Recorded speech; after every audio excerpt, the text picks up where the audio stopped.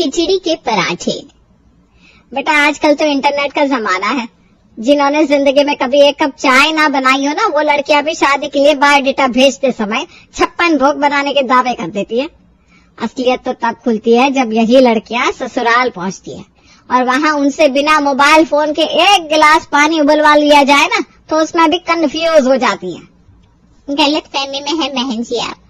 अभी तक आपका वास्ता सारे इंटरनेट वालों से ही पड़ा होगा। अरे हम तो कह रहे हैं हमारी श्रुति को ना इंटरनेट को हाथ भी लगाने की जरूरत नहीं है। जो कहेंगे चुटकियों में बनाकर आपके सामने हाजिर कर देगी। ऐसी बात है ना बहन जी, फिर तो आपकी परवरिश पर हमें वाकई गर्व है, वरना हम किसी की बेटी में कमी नहीं निकाल रहे। ये हर घर की कहानी हो गई है। आजकल की लड़कियां तो चूल्हा चौका रसोई की तरफ झांकना भी नहीं चाहती।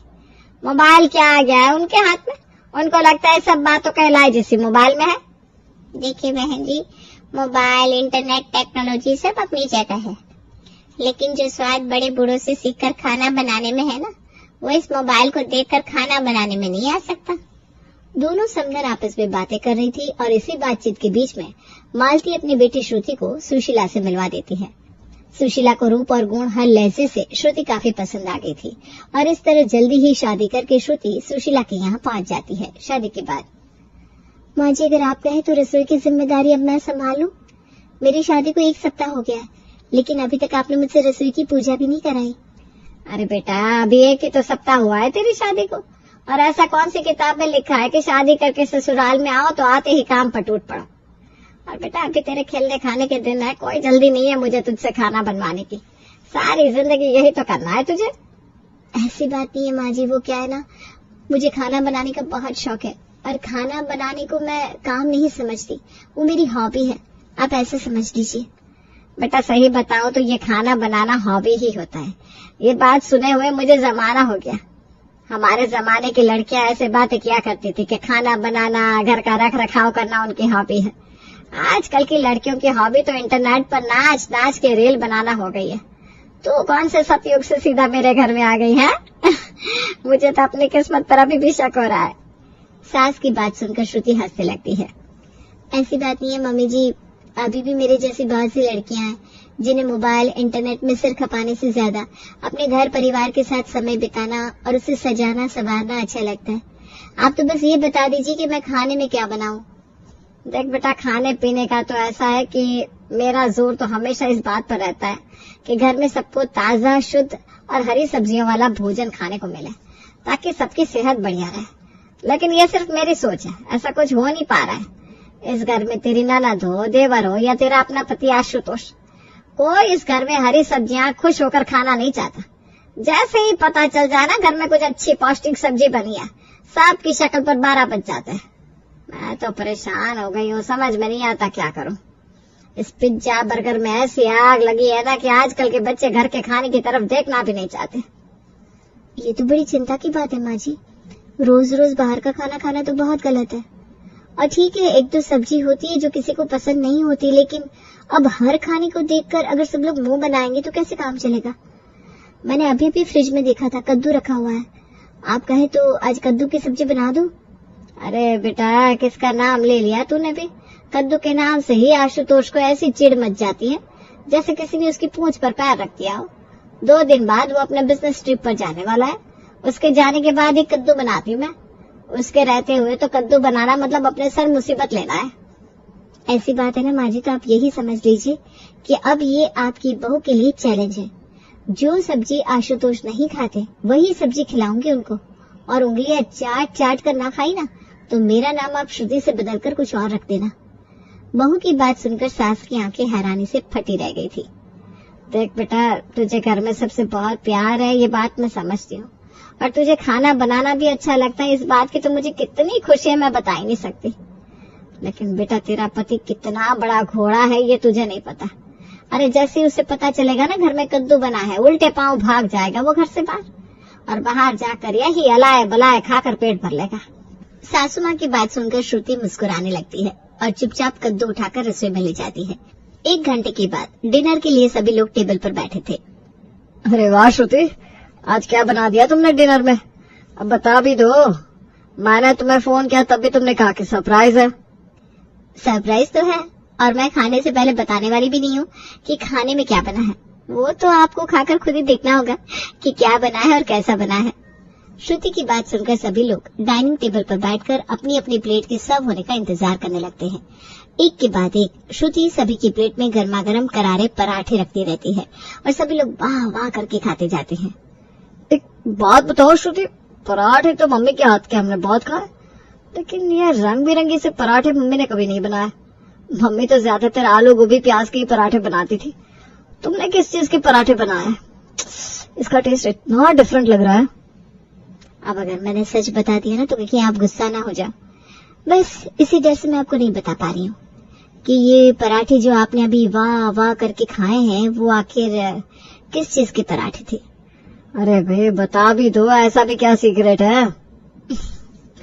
तो प्यारे पतिदेव, अभी जो पराठे आपने बहुत ढेर सारी तारीफों के साथ मक्खन में डुबो डुबो कर खाए हैं ना, वो किसी और चीज के नहीं बल्कि कद्दू के पराठे थे।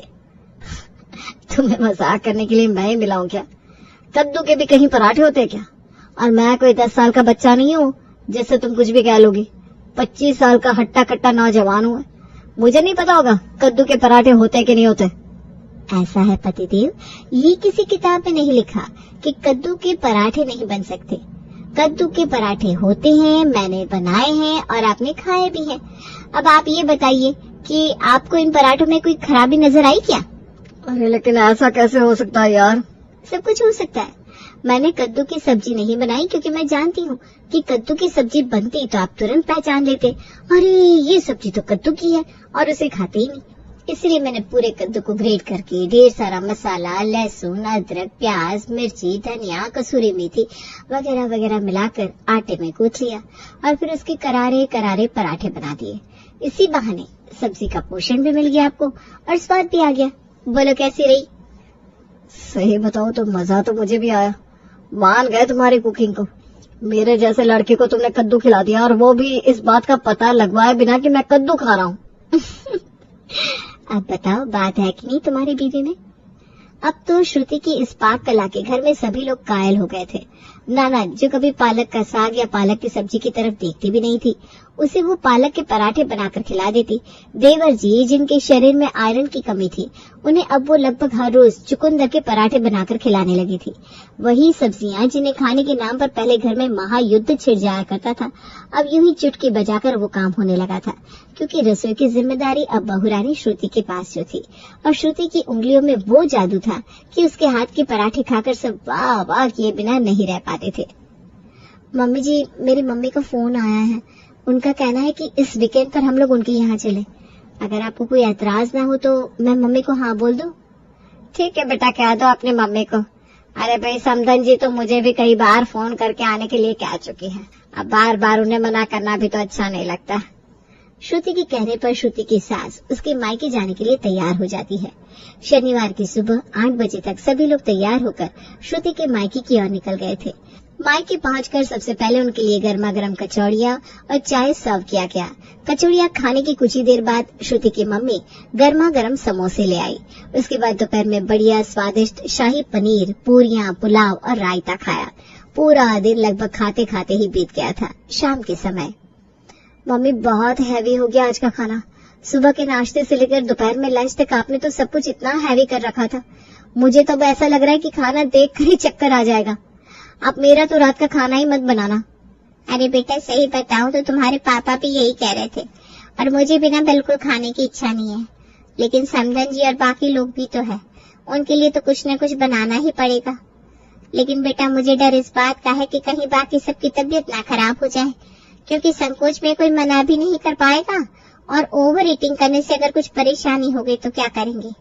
मैं ऐसा करती हूँ, खिचड़ी बना देती हूँ, जिसकी इच्छा होगी थोड़ी सी खिचड़ी ले लेगा। हल्का भोजन है, दोपहर के भारी खाने को पचने का मौका भी मिल जाएगा।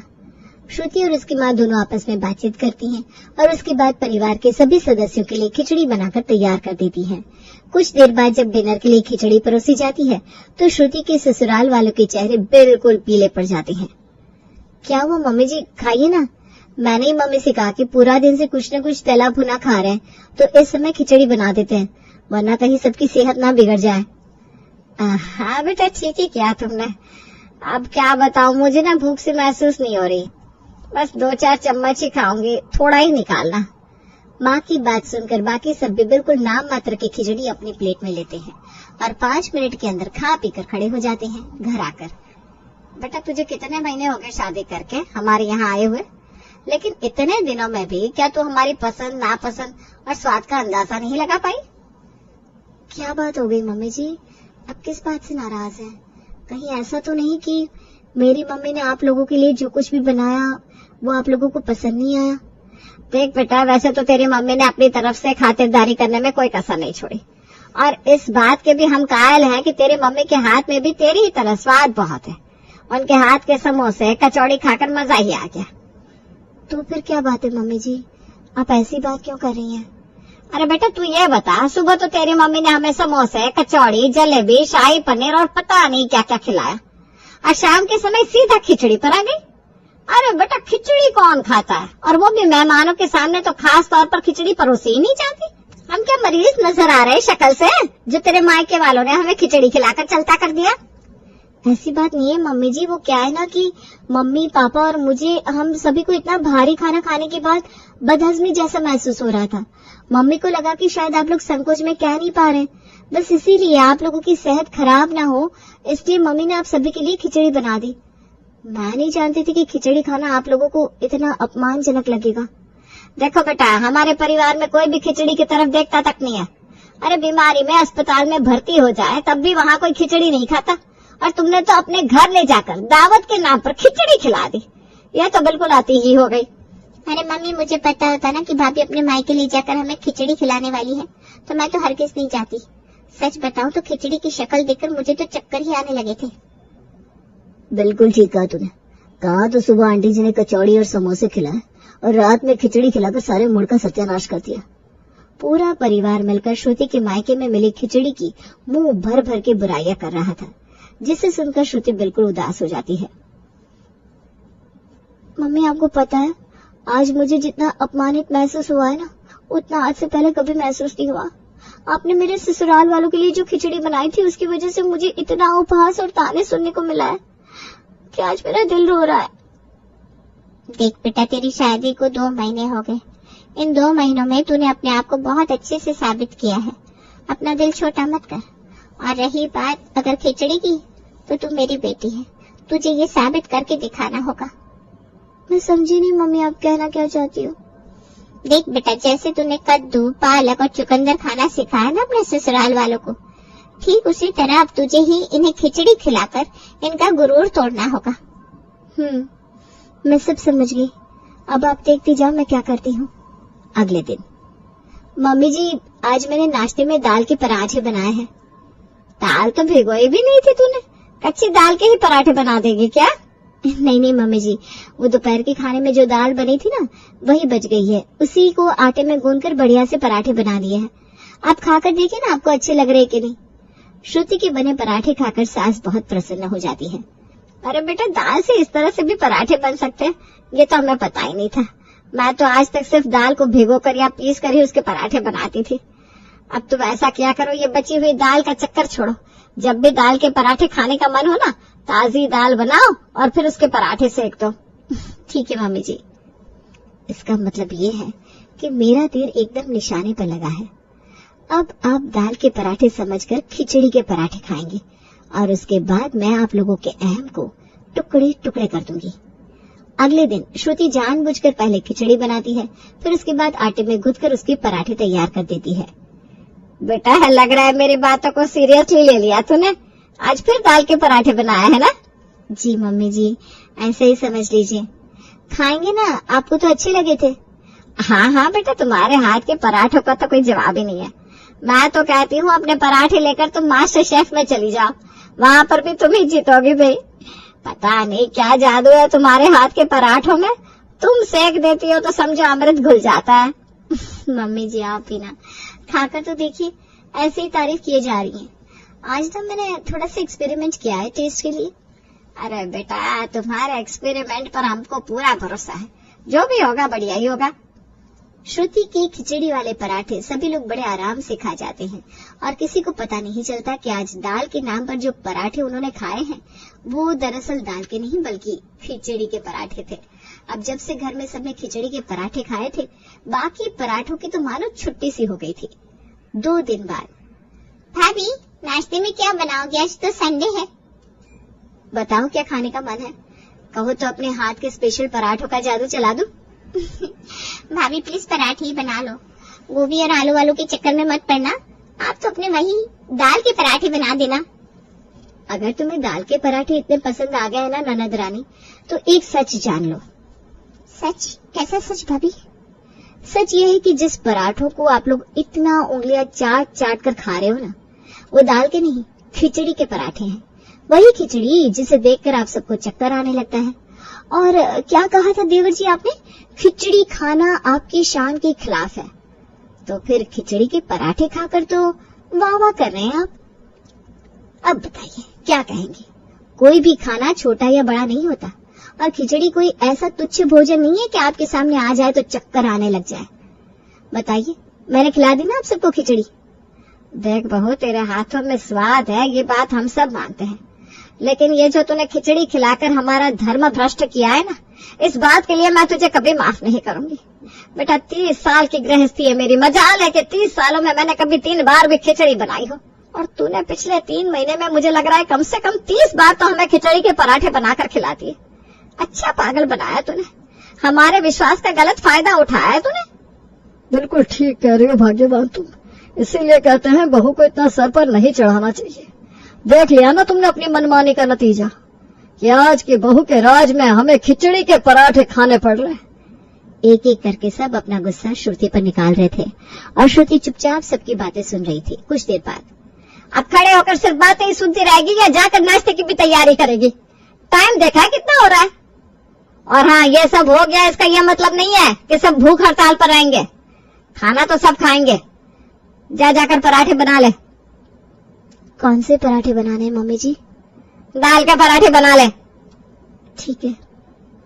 और सुन, दाल में ना थोड़े चावल भी मिला लेना। वो क्या है ना, अब तूने ऐसी लत लगा दी है कि उसके बिना पराठों में स्वाद ही नहीं आएगा। सासू माँ की बात सुनकर श्रुति भी मुस्कुराए बिना नहीं रह पाती, और इस तरह अंत में जीत श्रुति की खिचड़ी के पराठों की होती है।